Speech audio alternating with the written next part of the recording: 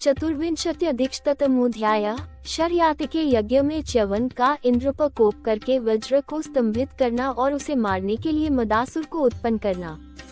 लोमश जी कहते हैं, युधिष्ठिर, तदनंतर राजा शर्याति ने सुना कि महर्षि च्यवन युवावस्था को प्राप्त हो गए। इस समाचार से उन्हें बड़ी प्रसन्नता हुई। वे सेना के साथ महर्षि च्यवन के आश्रम पर आए। एक च्यवन और सुकन्या को देव कुमारों के समान सुखी देखकर पत्नी सहित शर्याति को महान हर्ष हुआ, मानो उन्हें संपूर्ण पृथ्वी का राज्य मिल गया हो। च्यवन ऋषि ने रानियों सहित राजा का बड़ा आदर सत्कार किया और उनके पास बैठकर मन को प्रिय लगने वाली कल्याणमयी कथाएं सुनाई।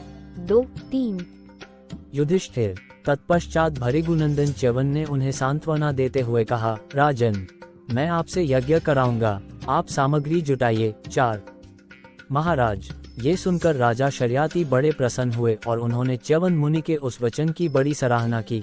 5 तदनंतर यज्ञ के लिए उपयोगी शुभ दिन आने पर शर्याति ने एक उत्तम यज्ञ मंडप तैयार करवाया, जो संपूर्ण मनोवांछित समृद्धियों से संपन्न था। 6 राजन, भृगुपुत्र च्यवन ने उस यज्ञ मंडप में राजा से यज्ञ करवाया। उस यज्ञ में जो अद्भुत बातें हुई थी, उन्हें मुझसे सुनो। 7 महर्षि च्यवन ने उस समय दोनों अश्विनी कुमारों को देने के लिए सोमरस का भाग हाथ में लिया। उन दोनों के लिए सोम का भाग ग्रहण करते समय इंद्र ने मुनि को मना किया। 8 इंद्र बोले, मुने, मेरा ये सिद्धांत है कि ये दोनों अश्विनी कुमार यज्ञ में सोमपान के अधिकारी नहीं हैं, क्योंकि ये द्युलोक निवासी देवताओं के वैद्य हैं और उस वैद्य वृत्ति के कारण ही इन्हें यज्ञ में सोमपान का अधिकार नहीं रह गया है। 9 च्यवन ने कहा, मघवन, ये दोनों अश्विनी कुमार बड़े उत्साही और महान बुद्धिमान हैं। रूप संपत्ति में भी सबसे बढ़ चढ़कर हैं। इन्होंने ही मुझे देवताओं के समान दिव्य रूप से युक्त और अजर बनाया है। देवराज, फिर तुम्हारे या अन्य देवताओं के सिवा इन्हें यज्ञ में सोमरस का भाग पाने का अधिकार क्यों नहीं है?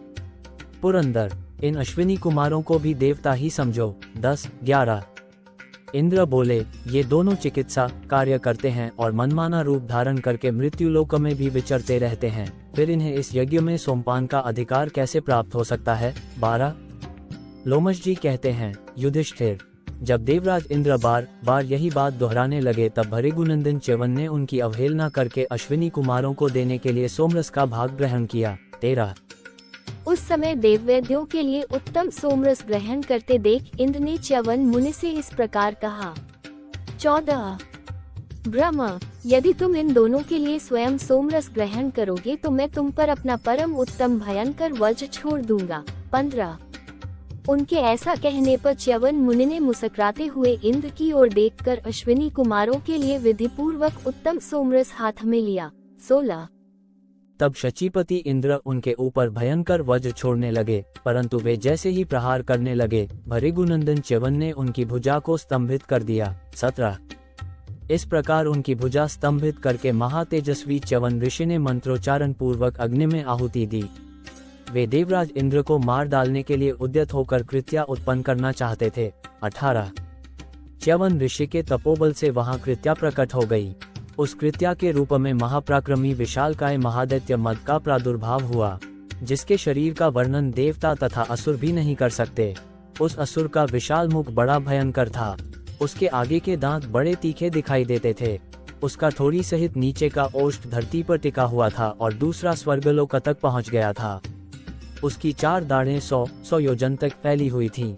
19-21 उस दैत्य के दूसरे दांत भी 10 योजन लंबे थे। उनकी आकृति महलों के कंगूरों के समान थी। उनका अग्रभाग शूल के समान तीखा दिखलाई देता था। 22 दोनों भुजाएं 2 पर्वतों के समान प्रतीत होती थीं। दोनों की लंबाई एक समान 10,000 योजन की थी। उसके दोनों नेत्र चंद्रमा और सूर्य के समान प्रज्वलित हो रहे थे। उसका मुख प्रलय काल की अग्नि के समान जाज्वल्यमान जान पड़ता था। उसकी लपलपाती हुई चंचल जीभ के समान चमक रही थी और उसके द्वारा वह अपने जबड़ों को चाट रहा था। उसका मुख खुला हुआ था और दृष्टि भयंकर थी। ऐसा जान पड़ता था मानो वो सारे को बलपूर्वक निगल जाएगा। वह दैत्य कुपित हो अपनी अत्यंत भयंकर गर्जना से संपूर्ण को बुझाता हुआ इंद्र को खा जाने के लिए उनकी ओर दौड़ा। 23-25। इति श्री महाभारते वनपर्वणि तीर्थयात्रापवनि लोमश तीर्थयात्रायां सौकन्ये चतुर्विंशत्यधिकशततमोऽध्यायः 124। इस प्रकार श्री महाभारत वन पर्व के अंतर्गत तीर्थयात्रार्व में लोमश तीर्थयात्रा के प्रसंग में सुकन्योपाख्यान विषयक 124वां अध्याय पूरा हुआ। 124।